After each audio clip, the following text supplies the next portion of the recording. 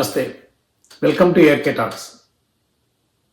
చట్టసభలోని స్థానాలను 2011 జనాభా లెక్కల ఆధారంగా పెంచి వాటిని పునర్వ్యవస్థీకరించి ఆ తర్వాత అంటే 2029 ఎన్నికల్లో నుంచి మహిళలకు 33% రిజర్వేషన్ కల్పించాలన్న లక్ష్యంతో ఎన్డీఏ సర్కారు నిన్న లోక్సభలో ప్రవేశపెట్టిన రాజ్యాంగ సవరణ బిల్లు వీగిపోయింది.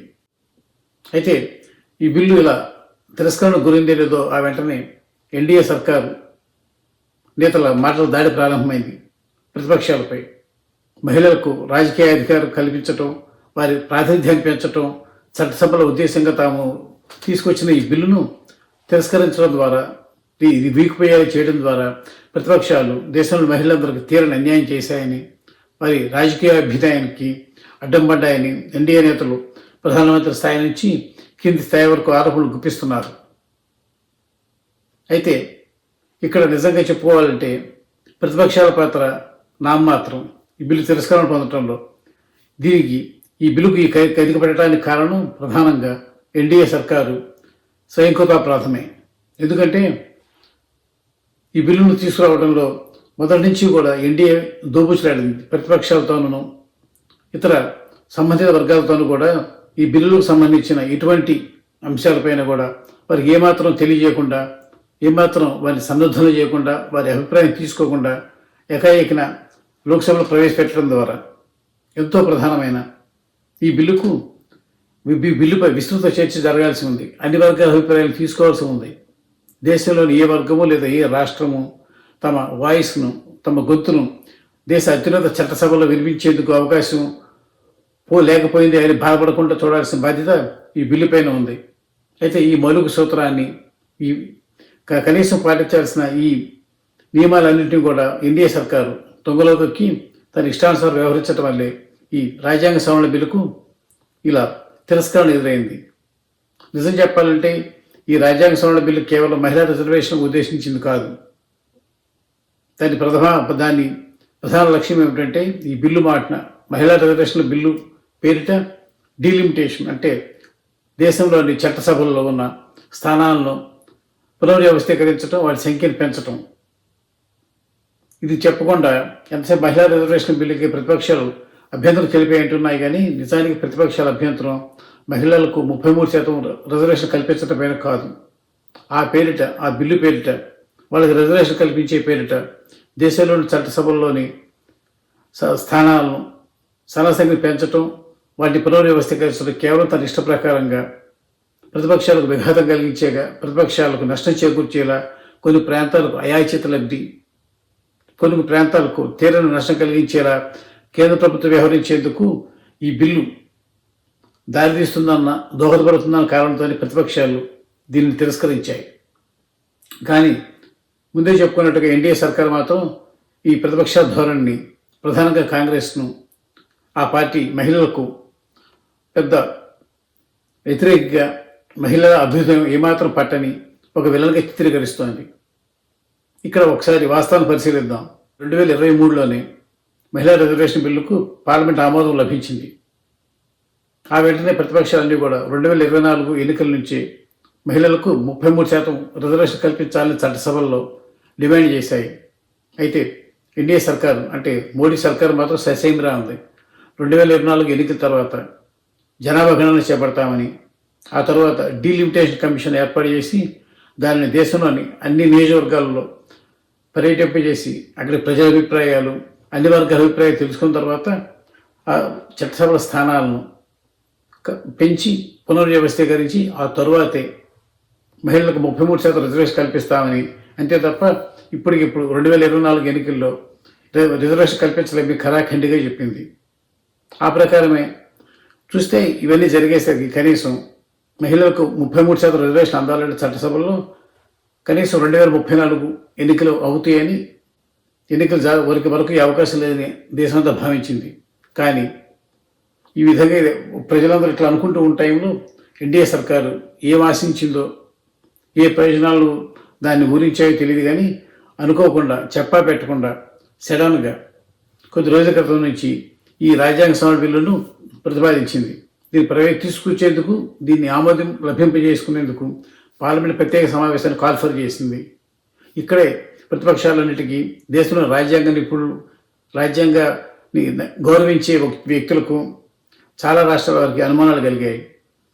నిన్న మొన్నటి వరకు అంటే 2023 నుంచి 26 వరకు 3 ఏళ్ల వ్యవధి ఉండి అప్పటికే ఆమోదం పొందిన మహిళా రిజర్వేషన్ బిల్లులను ఏమాత్రం అమలు చేయని, దాని అమలును పట్టించుకొని ఎన్డీఏ సర్కారు ఇప్పటికిప్పుడు సడన్గా మహిళా రిజర్వేషన్ బిల్లు అంటూ దాని వెనుకాల ఈ లోక్సభ సెగ్మెంట్లు, ఈ శాసనసభ సెగ్మెంట్ల సంఖ్య పెంపు, పునర్వ్యవస్థీకరణకు కుట్ర చేస్తుందని, తన ఇష్టానుసారం దేశాన్ని తనకు అనుకూలంగా మలుచుకునేందుకు, విడగొట్టుకునేందుకు నియోజకవర్గాలుగా ఈ బిల్లు తీసుకొస్తుందనే అభిప్రాయంతో ప్రతిపక్షాలు, రాజ్యాంగ నిపుణులు, సామాజికవేత్తలు తీవ్రంగా ఖండించారు ఎన్డీఏ ప్రయత్నాన్ని.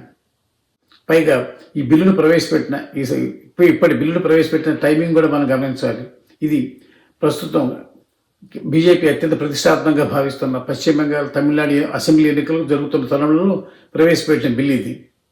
ఇక్కడ ప్రతిపక్షాలు కొన్ని విషయాలను ప్రస్తావిస్తున్నాయి. ప్రధానంగా అదేమిటి అంటే, ఈ బిల్లు కనుక ఎన్డీఏ సర్కార్ ఇప్పుడు ప్రవేశపెట్టిన కనుక రాజ్యాంగ సవరణ బిల్లు, డీలిమిటేషన్ బిల్లు కనుక ఆమోదం పొందినట్లయితే ఇది ఇప్పటికే అంతకు పెరుగుతున్న ఉత్తర దక్షిణ భారతదేశాల మధ్య గ్యాప్ను, దక్షిణాది రాష్ట్రాల పట్ల కేంద్రం చూపుతున్న వివక్షకు, నిధుల కేటాయింపును మరింతగా పెంచుతుందని, దీంతో దక్షిణాది రాష్ట్రాలు, చిన్న రాష్ట్రాలు, ఈశాన్య రాష్ట్రాలు తీవ్రంగా నష్టపోతాయని భయాందోళన వ్యక్తమయ్యాయి. పైగా ఈ బిల్లు ఆమోదం పొందడం అన్నది కష్టతరమైన విషయం ఎన్డీఏ పెద్దలకు తెలుసు. అయినప్పటికీ వారు ఇప్పుడు ఈ బిల్లు ప్రవేశపెట్టారంటే ప్రత్యేక సమావేశాలు పెట్టేవారి. అందుకు కారణం ఏమిటి అంటే, బిల్లు ఆమోదం పొందితే తాము అనుకున్నట్టుగా డీలిమిటేషన్ హాయిగా చేసుకోవచ్చు, మహిళా రిజర్వేషన్ బిల్లు ముసుగులో.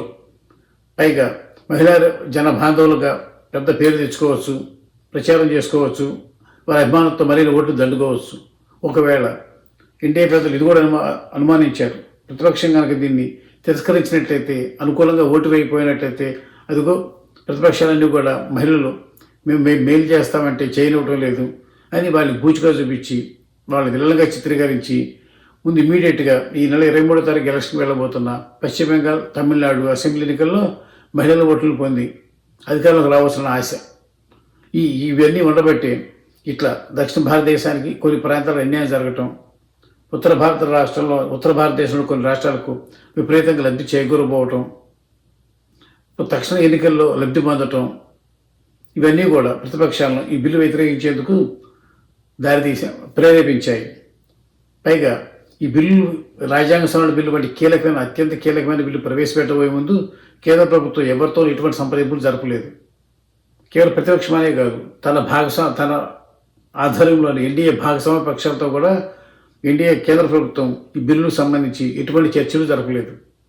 వారికి కూడా హింట్స్ ఇవ్వటం, లీక్స్ ఇవ్వడం తప్పితే నిర్దిష్టంగా బిల్లులో ఇవి అంశాలు ఉన్నాయి, వీటిని ప్రతిపాదించాం అని చెప్పి వాడిని ముందుకు చెప్పి వాటిపై అఖిలపక్ష సమావేశాలు లాంటివి ఏర్పాటు చేసి ప్రజలందరి అభిప్రాయాన్ని చూరుకొని ఇలాంటివి తెలుసుకోకుండా, వాటి ప్రకారం నడుచుకోకుండా తను ఏకపక్షంగా ఈ బిల్లును ప్రవేశపెట్టడం పలు అనుమానాలకు దారితీసింది.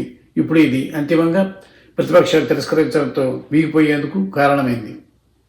అలా కాకుండా కనుక కేంద్ర ప్రభుత్వం ఈ బిల్లుకు సంబంధించి ముందస్తు చర్య నిర్వహించుంటే ఇప్పుడు పరిస్థితి తలెత్తేదే కాదు. అనుమానాలను నివృత్తి అయి ఉండేవి. ప్రతిపక్షాలవి దక్షిణ భారతదేశంలోని కొన్ని ప్రధాన రాష్ట్రాలకి, మన ఆంధ్రప్రదేశ్ మినహాయిస్తే మిగతా అన్ని రాష్ట్రాలు వ్యతిరేకించాయి దక్షిణాదిలో ఈ బిల్లును, ఈ డీలిమిటేషన్ బిల్లును. దీనివల్ల తమకు తీవ్ర అన్యాయం జరుగుతుందని, మహిళలకు చట్టసభలో ప్రాతినిధ్యం కల్పించడంలో కాంగ్రెస్ ఎప్పుడు వెనుకంజలోనే ఉంటుందని, కాంగ్రెస్ సుతరాం ఇష్టం లేదని ఎన్డీఏ పెద్దలు ఇప్పుడు తీవ్రంగా దుమ్మెత్తిపోస్తున్నారు.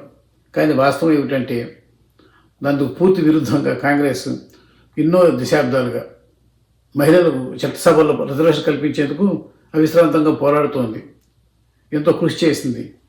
1992లోనే కాంగ్రెస్ చెందిన పివి నరసింహారావు ప్రధానమంత్రిగా ఉండగా ఆయన సర్కారు మొట్టమొదటిసారిగా దేశంలో స్థానిక సంస్థల్లో మహిళలకు 33% రిజర్వేషన్ కల్పించింది. అది మహిళలకు తొలిగా రాజకీయ ప్రాధాన్యత పెంచేందుకు ఉద్దేశించిన ప్రప్రథమ చర్య దేశంలో కాంగ్రెస్ హయాంలో. ఆ తరువాత అప్పటి నుంచే వచ్చింది డిమాండ్. ఇది చట్టసభల్లో కూడా మహిళలకు 33% రిజర్వేషన్ కల్పించాలని. ఆ తర్వాత వచ్చిన ప్రభుత్వాలు ఎన్నో ప్రయత్నాలు చేశాయి. రకరకాల కారణాల వల్ల అవన్నీ ఫెయిల్ అయ్యాయి. అయితే ఏ మాట కామాట చెప్పుకోవాలి, 2023లో మాత్రం ఎన్డీఏ సర్కార్, నరేంద్ర మోడీ సారథ్యంలోని ఎన్డీఏ సర్కారు అన్ని పక్షాల ఏకాభిప్రాయంతో మహిళా రిజర్వేషన్ బిల్లును ఆమోదింపజేసింది పార్లమెంట్లో. అయితే ఆ తర్వాత ఈ 2023 నుంచి 26 వరకు ఏమీ మాట్లాడకుండా ఉండి ఇప్పటికిప్పుడు సడన్గా అప్పట్లో తాను చెప్పిన జనాభా గణన తాజాగా నిర్వహించి లోక్సభ చట్టసభల స్థానాల సంఖ్య పెంచి పునర్వ్యవస్థీకరించి ఆ తర్వాతే మహిళలకు రిజర్వేషన్ కల్పిస్తామన్న మాటకు విరుద్ధంగా ఇప్పుడు డీలిమిటేషన్ ఇలాంటివి ఏమీ కమిషన్ ఏర్పాటు చేయకుండా దాని మహిళా రిజర్వేషన్ బిల్లు మూసుకున్న తాను అనుకున్నట్టుగా డీలిమిటేషన్ చేయడానికి ఎన్డీఏ ప్రయత్నించబోవడమే ఇప్పుడు ఈ పరిస్థితికి కారణం. పైగా బీజేపీ ప్రభుత్వం ఎన్డీఏ సర్కారు అస్సాంలోను జమ్మూ కాశ్మీర్లోను డీలిమిటేషన్ పేరిట చేసిన విన్యాసాలు అన్నీ కావు. అక్కడి లోక్సభ స్థానాల్లో తన ఇష్టం వచ్చినట్టుగా బీజేపీ చిన్నాభిన్నం చేసింది. తనకు అనుకూలంగా ఉన్న చోట్ల అనుకూలంగా ఉండేలా ఫలితాలు వచ్చేలా వాటిని పునర్వ్యవస్థీకరించింది. దీంతో కొన్ని లోక్సభ సెగ్మెంట్లలో ఆ రాష్ట్రంలోని ఓటర్ల సంఖ్య 25 లక్షలుంటే కొన్నిట్లో 8 లక్షల లోపే ఉంటుంది. కొన్ని లోక్సభ సెగ్మెంట్లలో ఉండే అసెంబ్లీ స్థానాలు 12 నుంచి 15 ఉంటే కొన్నిట్లో 6. ఇలా తనకి ఇష్టారాజ్యంగా చేసిన డీలిమిటేషన్ ప్రక్రియ వల్ల బీజేపీ చర్య ఇప్పుడు ఈ బిల్లులు వెనకాల ఉన్న అంతర్యం అనుమానాస్పదంగా అనిపించి ప్రశాంతకమయ్యి ప్రతిపక్షాలు దీన్ని వ్యతిరేకించేలా చేశారు. అంతే తప్ప మహిళలకు అన్యాయం చేయటంలో వారికి రావాల్సిన ప్రయోజనం దక్కకుండా చేయటంలో ప్రతిపక్షాలు ఈ బిల్లు విషయంలో మాత్రం ఎలాగూ ప్రతిబంధంగా వ్యవహరించలేదు. తమ సాయశక్తుల మొదటి నుంచి అవి చెప్తూనే ఉన్నాయి. లోక్సభ స్థానాల సంఖ్య పెంచి పునర్వ్యవస్థీకరించి ఆ తర్వాత మహిళలకు రిజర్వేషన్ కల్పించడం, ఇప్పుడున్న 543 స్థానాలను 850కి పెంచి ఆ తర్వాత మహిళలకు రిజర్వేషన్ ఇస్తామంటాం కాదని సరికాదని ఇప్పుడే నిజంగా కనుక ఎన్డీఏ సర్కారు చిత్తశుద్ధి ఉంటే ఇప్పుడున్న 543 లోక్సభ స్థానాల్లోనే మహిళలకు 33% రిజర్వేషన్ కల్పించాలని ప్రతిపక్షాలు సూచించాయి. అయితే ఎన్డీఏ నిర్ద్వందంగా తిరస్కరించింది. వీటన్నిటి బట్టి జరుగుతున్న ఈ పరిణామ క్రమాలన్నింటినీ పరిశీలిస్తే ఎన్డీఏకు అసలు మహిళలకు ఈ 33% రిజర్వేషన్ కల్పించాలని చిత్తశుద్ధి ఏమాత్రం లేదని స్పష్టమవుతోంది. ఇప్పుడు మరి ఎన్డీఏ చేసే దుష్ప్రచారాన్ని ప్రతిపక్షాలు మహిళలకు వ్యతిరేకమైన దుష్ప్రచారాన్ని ప్రతిపక్షాలు ఎంత సమర్థంగా అడ్డుకుంటాయన్న దానిపైనే ఈ దేశ రాజకీయం ఆధారపడి ఉంది.